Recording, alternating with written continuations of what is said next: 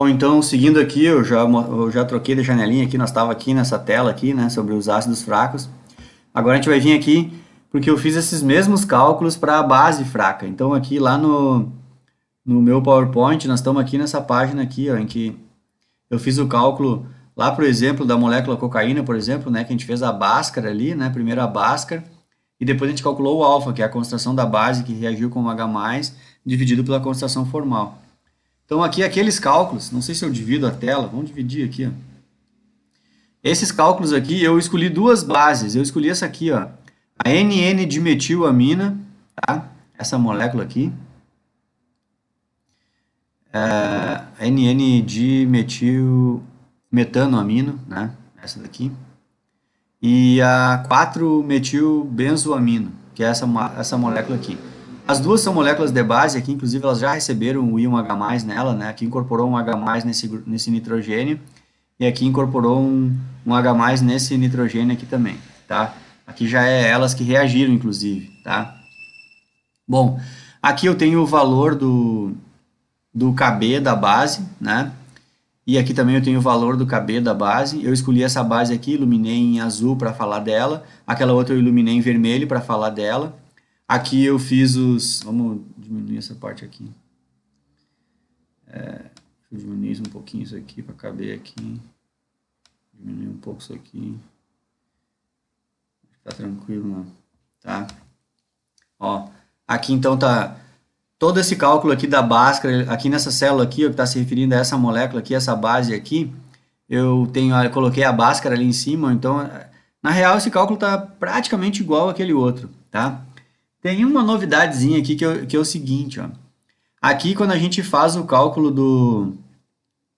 do X aqui na Bhaskara, lembrem que o X aqui, quando a gente achar a Bhaskara, o X é a concentração de OH-. Então, não dá para o que a gente achar aqui, fazer menos log do X e achar que vai dar o pH. Não, não vai dar o pH, vai dar o pOH, lembram? Então, aqui, quando eu estou fazendo a Bhaskara aqui, ó, vejam aquela Bhaskara lá em cima, até vou dar o Enter, eu até deixei bem claro isso, ó. Na real, eu estou calculando a concentração de OH-. Então, aqui do lado, quando eu fui fazer o pH, vejam o que eu fiz lá. Lá em cima eu fiz menos log do que está escrito aqui. Então, na real, quando eu faço menos log desse OH-, eu acabei de calcular o pOH. Só que lá em cima eu também já fiz ao mesmo tempo duas coisas, ó.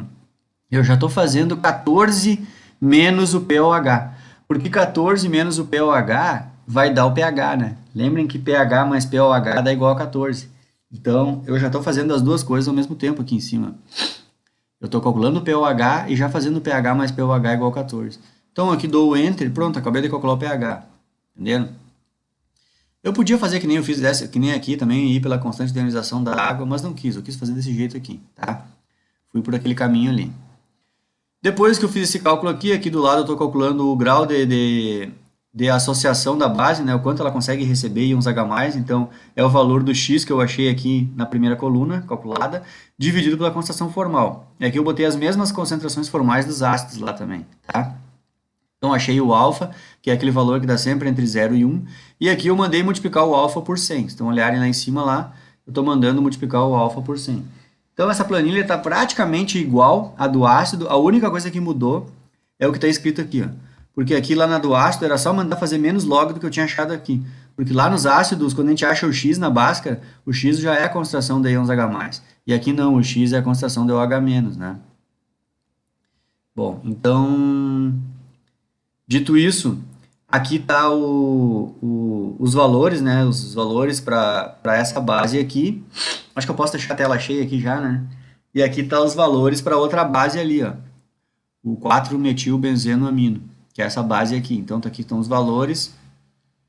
E depois eu construí os gráficos. Então, percebam que nos gráficos a gente vai ter a mesma situação, ó.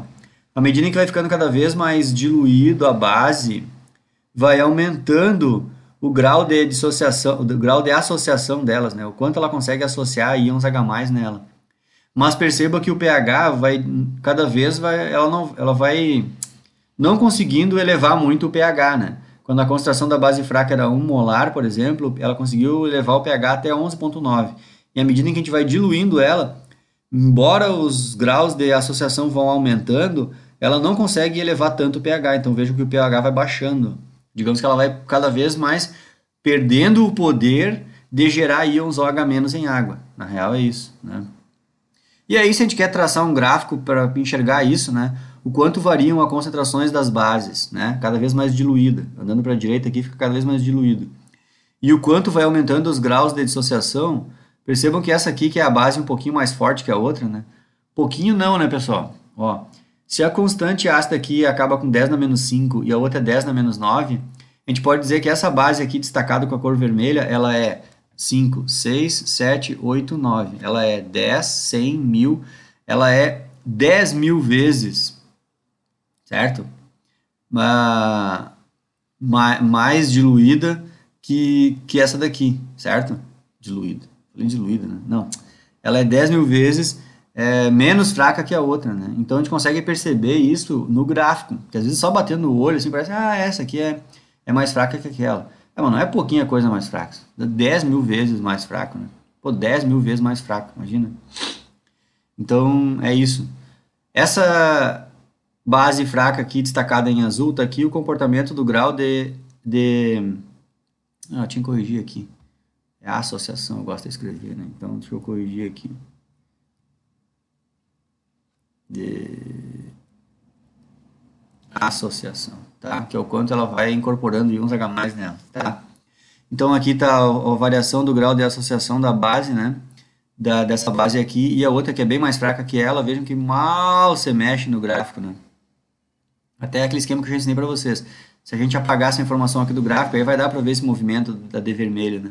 Mas deixando as duas no mesmo gráfico, a gente mal consegue perceber uma variação nessa base aqui.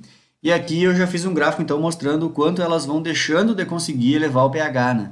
Embora os graus de associação vão aumentando, à medida em que vai sendo cada vez mais diluída, cada vez elas vão conseguindo elevar, cada vez menos elas conseguem elevar o valor de pH. Então vejo que os valores de pH estão caindo, né? Ou seja, ela está perdendo o poder dela de gerar íons OH- em solução, né? Então, para que encerro aqui esse tipo de cálculo, né? Depois eu até vou voltar nessa planilha aqui para mostrar uma coisinha que eu ainda não expliquei ainda, tá? Mas só vou voltar, o grosso da informação eu já expliquei para vocês.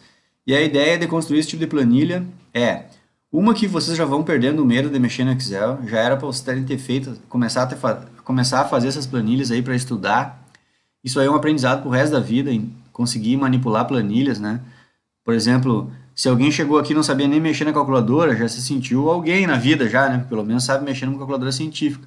Mais alguém na vida no momento que uma pessoa se sente tranquila em trabalhar com uma planilha de cálculo, que é o caso do Excel, né?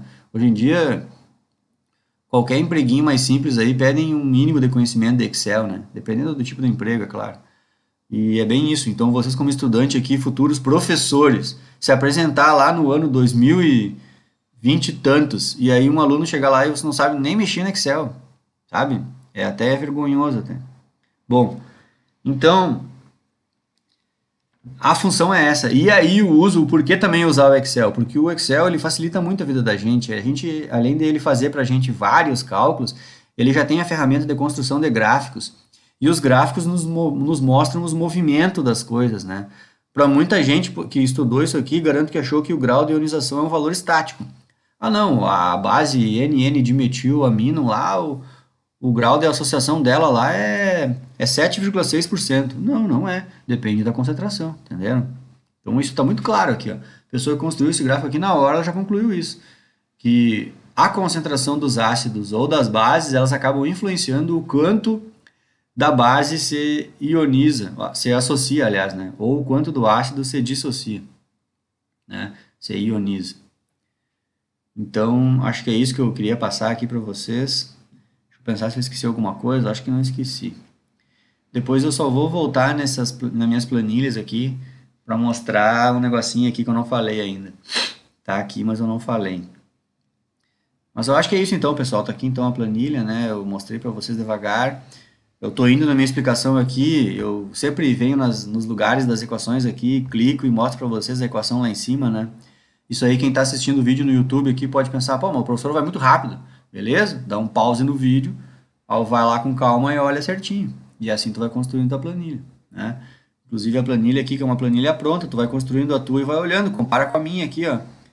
Aí já dou a dica para vocês, quem quer fazer uma planilha igualzinha a minha e quer usar a mesma equação que eu usei, vai ter que digitar os valores sempre nos mesmos lugares que eu usei a minha planilha, né? Tu não vai querer copiar essa equação aqui, onde ele está pegando o KA na célula C10 e no teu Excel tu escreveu o KA na célula C6, por exemplo, entendeu? Aí vai dar errado, é óbvio, né? Tu escreveu o KA em outra célula. Então só isso, prestem atenção nisso. Se tu quiser fazer uma planilha igualzinha a minha, tu vai ter que digitar os valores sempre nos mesmos lugares na minha planilha, nas mesmas células, certo? E é bem isso, aí pega o Excel, dá o pause, vai lá, olha a equação com calma lá, confere, e depois também confere com a minha, né? Porque a minha eu já estou mostrando para ti uma planilha pronta. Então a tua que tu está construindo vai ter que ter os valores iguaizinhos aos da minha aqui, né? Acho que é bem tranquilo, né? É um exercício para vocês, né? E digo mais, isso aqui é um conhecimento pro resto da vida. No dia que alguém de vocês terminar o curso aqui, chegar no mestrado, por exemplo, vai lá saber com o que vocês estão trabalhando no mestrado, Excel não é o problema de vocês. Imagina vocês chegam numa entrevista de mestrado e o professor pergunta, tu tem familiarização com planilha Excel? Aí tu chega lá e diz, não sei nada de Excel, imagina. Na química é direto, se usa cálculos em planilhas e tudo mais, dependendo das áreas, né? Certo, pessoal? Então, fecho esse vídeo aqui, sigo depois no próximo, volto um pouco para a partezinha teórica lá, tá?